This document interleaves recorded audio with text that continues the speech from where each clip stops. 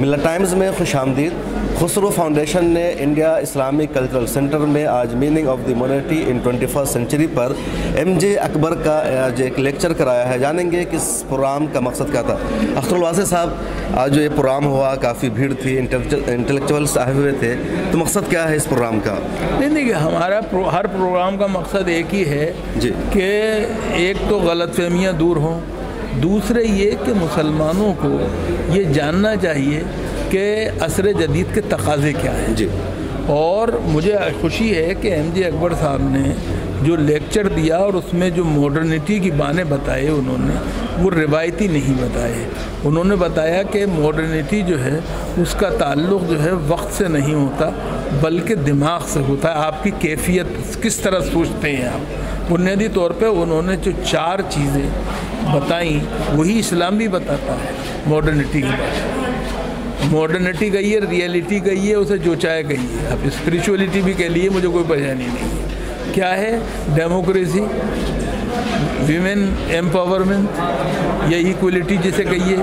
یہ تیسرا جو ہے مذہبی آزادی، فیتھ، جو فریڈم آف فیتھ ہے انہوں نے کہا، جو ساری باتیں، اور یہ سب سے بڑی بات یہ کہ غربت کا خاتمہ۔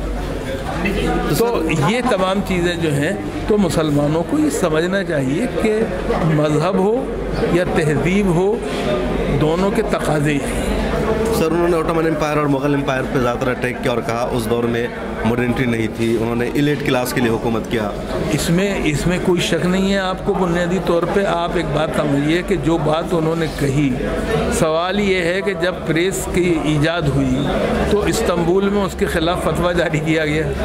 جی، یہ بات بھی صحیح ہے کہ اوٹومن ایمپررز نے یورپ کی سرحد سے وابستہ ہوتے ہوئے بھی وہاں پہ کیا ترقیاں ہو رہی ہیں کبھی جھانک کے نہیں دیکھا۔ وہ ترقی کرتے رہے اور یہ پچھڑتے رہے۔ نتیجہ یہ ہوا، ہم سب جانتے ہیں کہ وہ راستہ جو کبھی ترکی سے ہو کے گزرتا تھا، بحری راستہ تجارت کا، وہ راستہ بدل گیا واسکو ڈی گاما کے ذریعے۔ جی، تو سوال یہ کہ یہ بات ہوئی مغل دور میں بھی یہی ہوا کہ مغلوں نے تاج محل تو بنائے، مطلب مقبرے بنائے، لیکن آپ مجھے بتائیے تعلیمی ادارے کتنے قائم کیے؟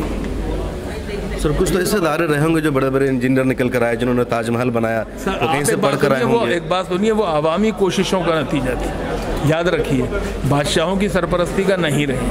یہ بڑی دلچسپ بات ہے، یہ ہمیں نہیں بھولنا چاہیے۔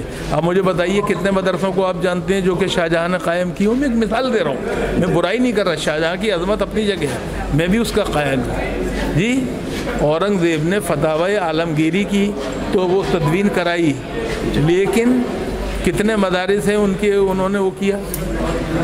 ہمیں یہ دیکھنا چاہیے نا۔ سر، آج کے دور میں جو مسلم ممالک ہے، کیا ان میں ماڈرنٹی پائی جا رہی ہے؟ نہیں، وہ ماڈرنٹی نہیں پائی جا رہی ہے، لیکن آہستہ آہستہ اس کی طرف جانا ناگزیر ہے وقت۔ لیکن ساتھ یہ کہ اسلام کی اقدار کے ساتھ اگر آپ جائیں گے تو اصل بات ہوگی۔ جی، اگر اسلام کو بھول کے آپ دنیا کی طرف میں کہیں بھی گئے تو کوئی فائدہ نہیں ہوگا۔ اور میں جو بات عرض کرنا چاہتا ہوں، آپ سے بار بار کہہ رہا ہوں، وہ یہ کہ ماڈرنٹی جو ہے اس میں اور اسلام کے اندر کوئی فرق نہیں پایا جاتا۔ بہت شکریہ۔ ہمارے ساتھ ہے پروفیسر اختر الواسع صاحب، جنہوں نے کہا کہ ماڈرنٹی ضروری ہے اور اسلام میں ماڈرنٹی میں کوئی فرق نہیں ہے۔ کیمرہ مین تمنا کے ساتھ شمس تبریز قاسمی، ملت ٹائمز۔